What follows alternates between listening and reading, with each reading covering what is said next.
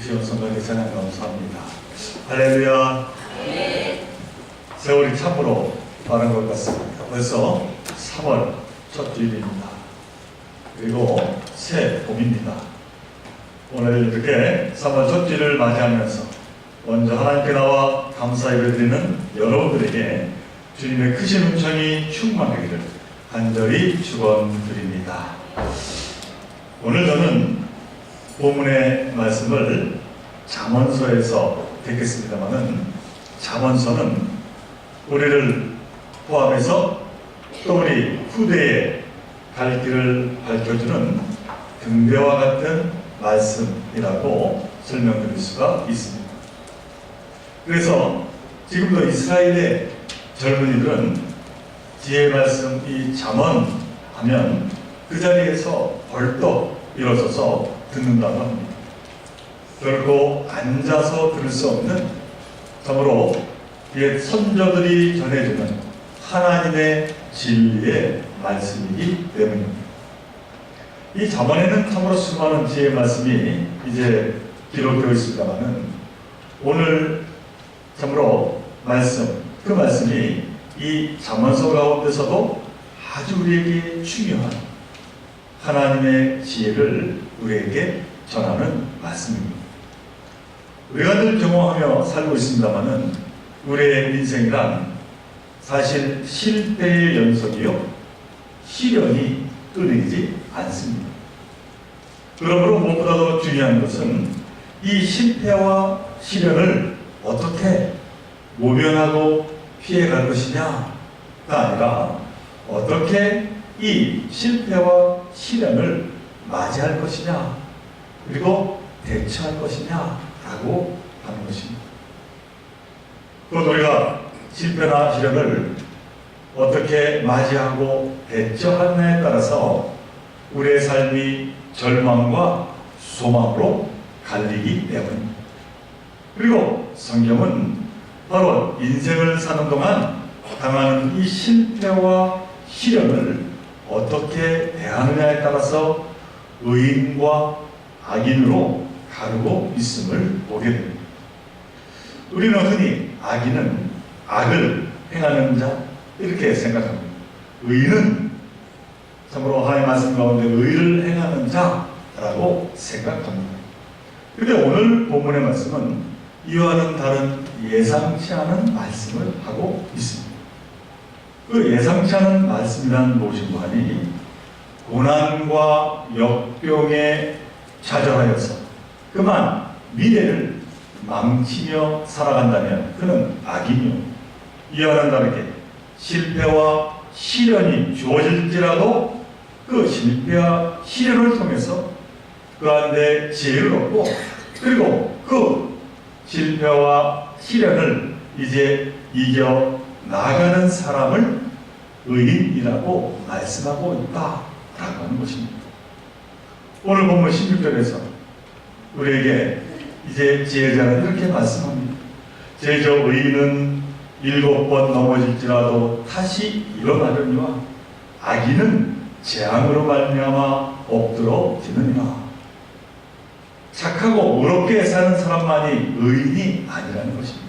오히려 오늘의 좌절과 실패 속에서 교훈을 얻어서 미래의 소망을 저버리지 않고 다시 일어서는 사람이 의인이라고 말씀하고 있습니다. 그러나 반대로 실패와 좌절로 그만 주저앉아서 절망 속에 사는 사람이 악인입니다. 오늘의 실패가 내 팔자라고 여기고 사는 사람, 이 사람이 악인이라고 오늘 본문은 말씀하고 있는 겁니다. 오늘 본문 16절 전반에서 7번을 넘어질지라도 라고 하는 말이 나옵니다만은, 이 7이라고 하는 숫자는 단지 7번 넘어졌다는 말이 아닙니다. 성경에서 말하는 7은 완전수입니다. 한마디로 무수히 넘어졌다라고 하는 말이고, 완전히 실패했다라고 하는 말입니다. 그런데 의인은 그 완전한 실패 속에서도 도저히 회생할 수 없는 재앙과 같은 처지에 놓였을지라도 결코 포기하지 않고 다시 일어난 미래를 향해 뚜벅뚜벅 걸어가는 자라는 것입니다. 그래서는 바로 일어서 나아가는 그 삶을 감당하는 자가 의인의 참 모습이라고 오늘 본문은 말씀하고 있는 겁니다. 언젠가 한 방송 뉴스에서 통계를 들며 이야기한 내용입니다만, 이 나라에서 은퇴하고 자영업을 시작한 분 가운데서 성공한 사람이 100명 중에 5명이 채 안 된다라고 이야기하고 있었습니다. 대부분 다 실패하고 망한다라고 하는 겁니다. 참으로 가슴 아픈 현실이 아닐 수 없습니다만, 이는 다시 말하면 우리 가운데 성공한 사람들은 별 어려움 없이 그냥 탄탄대로를 걸어 성공한 것 같지만은 그 이면에는 수도 없는 역경과 고난과 실패를 거쳐서 성공을 이뤄냈다라고는 이야기도 합니다. 한마디로 역경과 실패 없는 성공은 없다는 것이요, 의인은 그 실패 속에서 교훈을 얻는 자라는 것입니다. 그러나 악인은 이 교훈을 여전히 깨닫지 못한 자라고 오늘 성경은 말씀하고 있는 겁니다. 이 말은 결국 의인은 처음부터 의인이 아니요 악인 또한 처음부터 악인이 아닙니다. 실패 속에서 그저 원망하고 불평하고 주저앉고 말았을 때, 그 실패를 운명으로 팔자로 받아들였을 때 바로 그 자를 악인이라고 오늘 잠언서는 말하고 있는 겁니다. 아무리 착해도 절망은 죄입니다. 아무리 참으로 선하게 살고자 하더라도 미래가 없는 사람은 더 이상 참으로 선한 사람이 아니라고 말하는 것입니다. 그는 악인이 되고 만다고 오늘 성경은 이야기하고 있는 겁니다. 사랑하는 성도께서 여러분, 왜 의인은 실패를 통해서 교훈을 얻고 더 밝은 미래를 열어가겠습니까? 다시 말하면 실패 속에서 교훈을 얻어서 의인이 되려면 우리는 어떻게 해야 하겠습니까? 그 방법은 특별한 것이 사실 아닙니다. 너무나 당연한 것인데, 그것은 바로 우리가 겸손함으로 살아가는 것입니다. 겸손해야 자신의 잘못이 무엇인지 알 수 있고, 그 반대로 교만하면 실패를 거듭하고 그 실패가 곧 절망이 된다는 것입니다. 비록 성공할지라도 그 성공이 오래가지 못하고 그만 절망의 나락으로 떨어지고 만다라고 하는 사실입니다. 구약 출애굽기 2장에 보면 이스라엘 지도자 모세에 관한 이야기가 나오고 있습니다. 그런데 그는 물에서 건짐을 받은 행운아였습니다. 그런데 한편으로는 교만한 자였다고 성경은 이야기합니다. 그는 애굽 공주의 아들로 있었을 때 자기 동족인 히브리 사람이 애굽 사람에게 내맞는 것을 보고 그 애굽 사람을 이제 죽여서는 원래 그 시신을 땅에 묻습니다. 땅에는 애국적인 행동을 한 겁니다.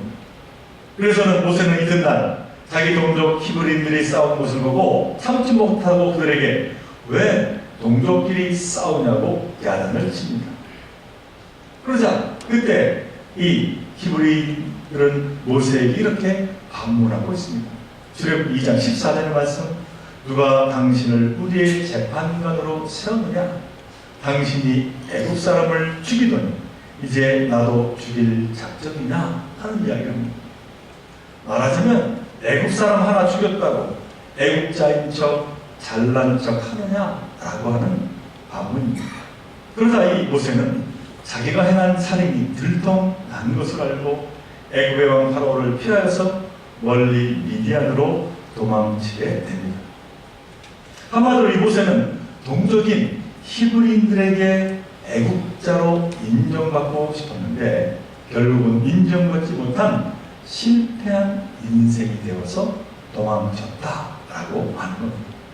그는 그 후에 죽은 듯이 미디안에서 40년 동안 처가살이를 하면서 양을 치게 됩니다. 그런데 80세가 되었을 때 하나님은 모세를 호렙산에서 부르십니다. 그리고 그에게 이스라엘을 구원하라고 하는 소명을 주십니다.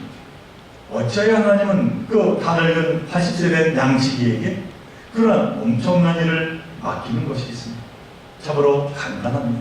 모세는 이제 겸손하고 온유한 사람이 되었기 때문입니다. 민수기 12장 3절에서 하나님은 이러한 모세에 대해서 이렇게 이야기합니다. 이 사람 모세는 온유함이 지면의 모든 사람보다 더 하더라. 모세는 겸손하고 온유한 자로 하나님께 인정받게 되었고 큰 일을 맡아 성공의 삶을 살아내서는 결국 의인의 반열에 올라서게 되었음을 성경은 우리에게 말씀합니다. 사랑하는 종교성 여러분, 자신의 실패가 어디의 원인인지를 겸손함으로 바라보고 나아갈 때에 하나님이 함께 하심으로 소망의 미로를 열어 갈 수 있음을 언제나 기억하시기를 간절히 바랍니다. 20세기 미국 역사학자 중에서 아주 유명한 이제 찰스 에이베어라고 하는 학자가 있었는데 한 기자가 그에게 이렇게 물었다고 합니다. 교수님은 한평생을 역사를 연구하면서 참으로 많은 것을 끼워주셨을 텐데 그 가운데 우리에게 전하고자 하는 것이 무엇입니까? 그러자 그가 기자에게 이렇게 대답을 했습니다. 역사 연구를 통해서 몇 가지 진리를 깨달았는데 그 첫째가 하나님이 어떤 것을 멸하시려고 할 때는 그것이 개인이건 국가건 막론하고 교만하게 하신다라고 하는 것이었습니다. 그래서는 자신의 본분을 잊고 권력과 힘을 남용하고 자기 명예에 빠져서 호적거리고 남을 무시함으로 살아가게 함으로 무너지게 하시는 분이 하나님이신 것을 역사 속에서 나는 보고 깨달았습니다. 이렇게 대답을 했다는 것입니다. 사랑하는 종교신 여러분, 우리는 기도할 때 무엇보다도 나를 돌아보고 교만한 자리에서 서지 않도록 기도해야 할 것입니다. 교만은 나를 멸하고자 하는 하나님의 징벌임을 우리는 기억해야 할 것입니다. 로마서 5장 3절로 4절에서 사도 바울은 이렇게 말씀합니다. 우리가 환난 중에도 즐거워하나니 이는 환난은 인내를, 인내는 연단을, 연단은 소망을 이루는 줄 아느리로다. 곧 사도 바울은 환난과 실패를 두려워하지 않았다는 겁니다. 아니 오히려 환난 중에서 즐거워했습니다.